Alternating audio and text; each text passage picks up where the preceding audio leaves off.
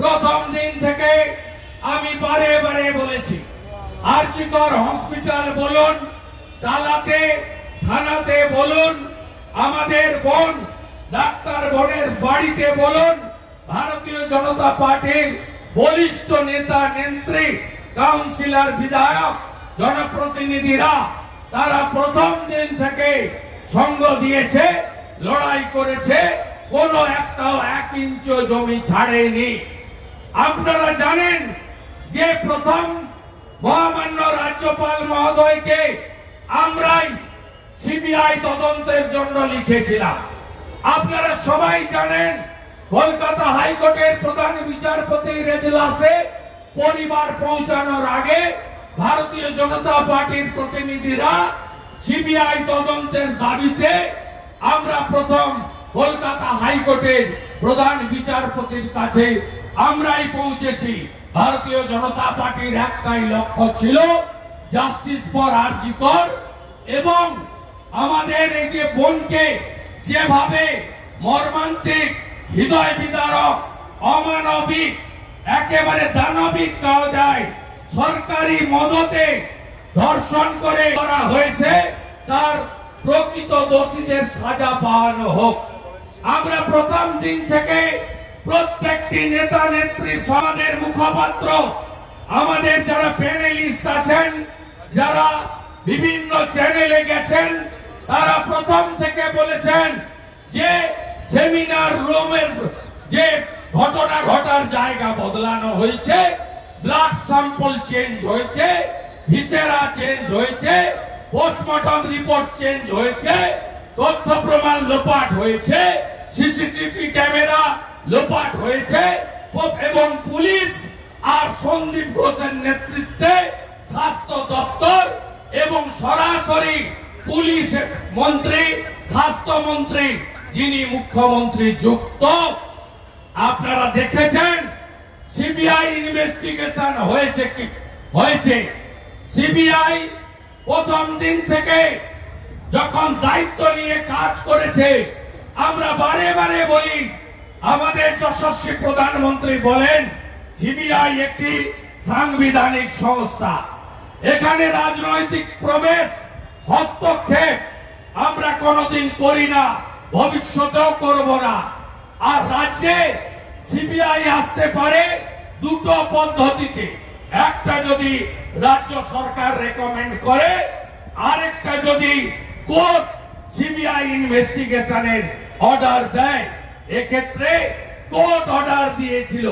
যখন সিবিআই একটু সময় নিয়ে গুছিয়ে যখন তদন্ত শুরু করে, তখন যারা তৃণমূলের বন্ধু, যারা এবারের লোকসভা নির্বাচনে হিন্দুদের ভোট কেটে যারা তৃণমূলকে জিতিয়েছে, 21-এ ভোট কেটে হিন্দু সনাতনীদের ভোট ভাগ করা যাদের কাজ, সেই মাকুরা, সিপিএম, সেকু এবং মাকো, তারা দেখাচ্ছিল আঙুল, সিজিও কমপ্লেক্সে যেতে হবে, সিবিআইর বিরুদ্ধে লড়তে হবে বলেছিল, এবং মানুষকে ভুল বুঝাতে চেষ্টা করেছিল। এখন মোহাম্মদ সেলিম সাহেব, সুজন চক্রবর্তী, মীনাক্ষী বোন, আপনারা সিজিও যাবেন নাকি? যাবেন নাকি? যান একটা লাল গোলাপ নিয়ে যান, গিয়ে দিয়ে আসুন। সিবিআই প্রথম দিন থেকে লড়াই করেছে, এবং সিবিআই আজকে এই ঘটনাতে তথ্য প্রমাণ যে লোপাট হয়েছে, পুলিশ যে লোপাট করেছে, আজকে টালা থানার ওসিকে গ্রেপ্তার এবং নিজেদের রিমান্ডে নেওয়ার মধ্য দিয়ে প্রমাণ হয়ে গেছে এই ঘটনা পুলিশ তথ্য প্রমাণ লোপাট করেছে, এবং সন্দীপ ঘোষ বাহিনীর দ্বারা আমাদের এই ঘটনার জন্য যা যা এই সরকারকে বাঁচানো আর দোষীদের দাঁড় করার জন্য যা যা করার করা হয়েছে। আজকে মুখ্যমন্ত্রী প্রথম দিন থেকে মিথ্যে কথা বলেছেন, একটার পর একটা প্রমাণ হয়েছে। প্রথম দিন তিনি ঝাড়গ্রাম থেকে মিথ্যে কথা বলেছেন, বাড়িতে গেছেন 4 দিন পরে। বাড়িতে গিয়ে তিনি পরিবারকে ম্যানেজ করার চেষ্টা করেছেন। 14 তারিখে মুখ্যমন্ত্রী স্বাধীনতা দিবসের অনুষ্ঠানে দাঁড়িয়ে টাকা তো দেওয়া যেতেই পারে, 10 লক্ষ তো দেওয়া যেতেই পারে, এই কথা প্রকাশ্যে বলেছেন। মুখ্যমন্ত্রী বলেছেন, আমরা মুখ্যমন্ত্রী হেঁটেছেন মৌলালী থেকে এই ডরিনা ক্রসিং পর্যন্ত। তার হাতে প্লাকার্ড ছিল, উই ওয়ান্ট জাস্টিস। আজকে টালা থানার ওসি গ্রেফতারের পরে মাননীয়া আপনি আরেকটা মিছিল করবেন নাকি? আপনি আরেকটা মিছিল করবেন নাকি? এই রাজ্যে সবাই জানে ওসির নাম কি মমতা ব্যানার্জি, এসিপির নাম কি মমতা ব্যানার্জি, ডিসির নাম কি মমতা ব্যানার্জি, এডিসিপির নাম কি মমতা ব্যানার্জি, সিপির নাম কি Mamata Banerjee, chief secretary, home secretary আর ডিজিপি, এরা তো সবাই ল্যাম্প পোস্ট, একটাই পোস্ট, তার নাম মমতা ব্যানার্জি এবং মুখ্যমন্ত্রী। আপনি কদিন আগে এক সাংবাদিকের চ্যানেলে তার নাম বলে বিখ্যাত করতে পাঠাই না, 1 বছর ধরে সাংবাদিককে মুখ্যমন্ত্রী তার সঙ্গে বার্তালাপ বন্ধ রেখেছিলেন। তিনি আনন্দবাজারে কয়লা আর গরু থেকে ফাইল যেত, একজন এখন রিটায়ার্ড সাংবাদিক আছে, তাকে অনেকেই শকুনি মামা বলে। তার মধ্যস্থতায় 15ই আগস্ট পিডব্লিউডির যে টেন্ট আছে রেড রোডে, সেখানে মুখ্যমন্ত্রীর সঙ্গে তার মীমাংসা হয়।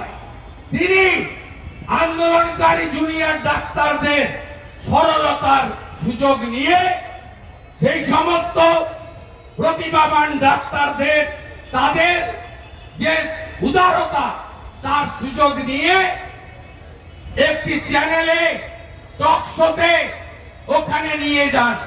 টক শো শেষ হওয়ার পরে ফেস টাইম কল থেকে ফোন করেন, প্রথম ফোন ধরেননি।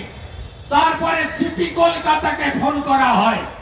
সিপি কলকাতা উনার যিনি ম্যাম আছেন, ম্যামকে বলেন যে ম্যাম জরুরি ফোন আছে। ম্যাম তখন ফেস টাইমে কথা বলে প্লট তৈরি করেন।